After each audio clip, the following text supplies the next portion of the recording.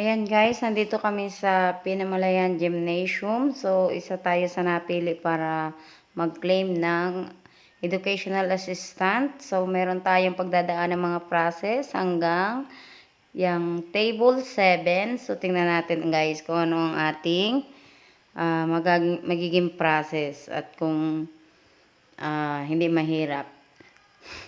Titingnan natin kung ano yung mga tanong. So, maraming tao dito ngayon guys.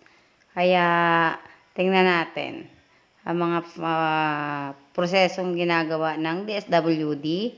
Pero ayon sa narinig ko, maraming mga kailangang gawin, maraming mga requirements na hinihingi. So, nag-prepare na ako guys. Ayan, so tingnan natin guys kung hanggang anong oras tayo dito. Sa dami ng tao na nakapila. So, salamat naman at isa tayo sa napili talaga na makaklaim dahil alam nyo naman, mahirap lang tayo. Ayan.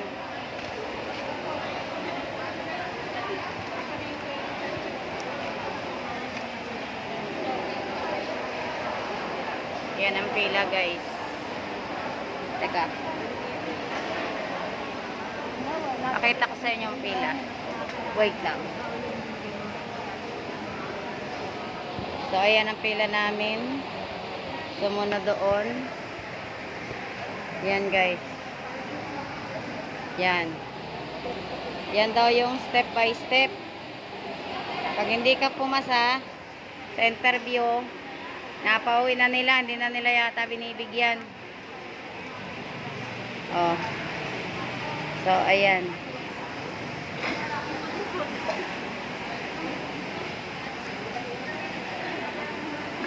Ayan guys.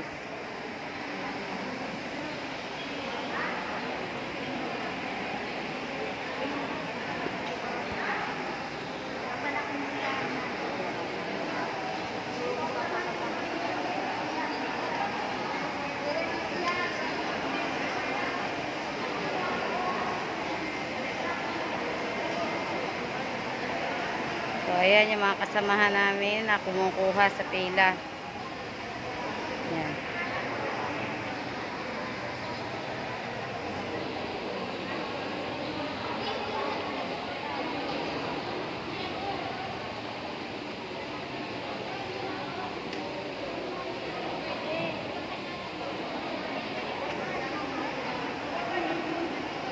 Ito na guys yung dala naming ID, valid ID. Original ng Certificate of Enrollment. Valid 3 ito. Yan. Yan. So yan yung hinihingi nila. Tapos may hinihingi din silang mga Xerox ng Certificate of Enrollment. Yan. So lagay lang natin ito dito.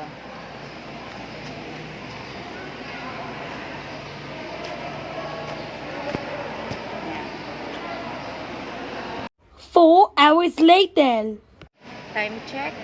Alas 12:20. Sa pila na kumain ng tanghalian tayo. Dami pang pila. Dami pa. Standby kayo dyan. Gutom na mga tao.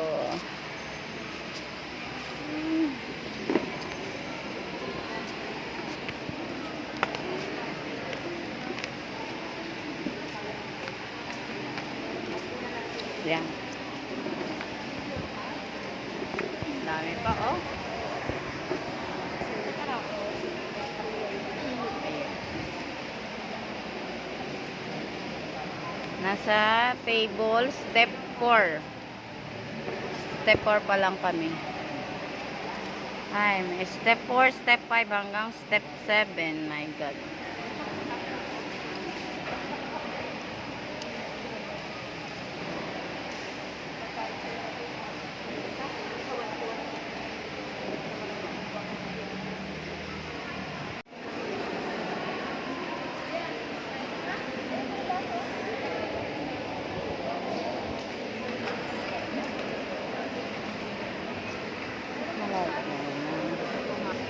Nakakauhaw na yan.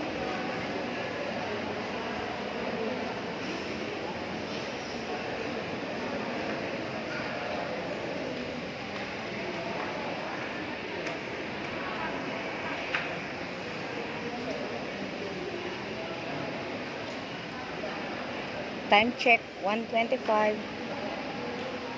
1:25 na ba? Oo nga. 1:25 na. Ayan.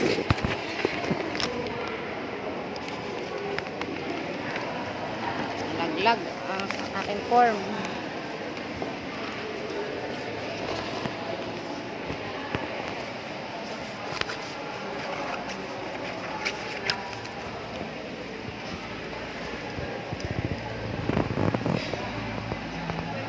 Payout line na, step 6 encoding, sunod payout, table 7. Ay, oras na, tagal. 2:21 na, time check,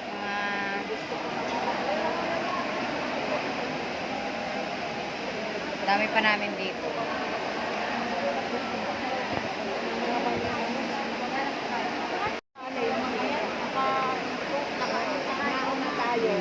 Mga ano na, mga katutubo na. Oo, nauna tayo. O kaya na, ay sila na naman. Na.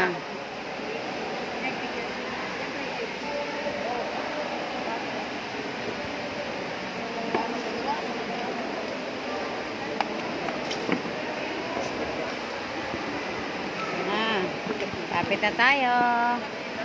Yan o. Step 6 encoding. Diyan tayo pupunta. The last table ay yung sa payout. Ayan. So, ayan guys. Mula alas 8 ng umaga, alas 2 na. Tapos umuulan pa. Ayan.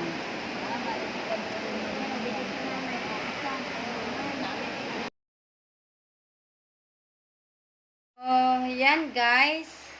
Pakuha tayo ng ayuda worth of 1,000 pesos. Yan. So, dami po ng pila pero